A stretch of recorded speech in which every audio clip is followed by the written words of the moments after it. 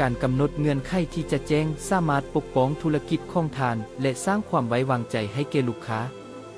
นี้แม่นตัวอย่างการกำหนดเงื่อนไขที่จำเป็นในการเฮ็ดธุรกิจการขายสัตว์พืชผักและการบริการสำหรับการบริการเช่นการซ่อมแปลงเครื่องจักรให้จ่าย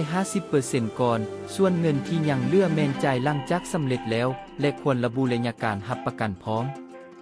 สำหรับการบริการการปิ่นปัวสัตว์ให้จ่ายเงินค่ายากรส่วนค่าบริการแม่นจ่ายหลังการปิ่นปัวแล้ว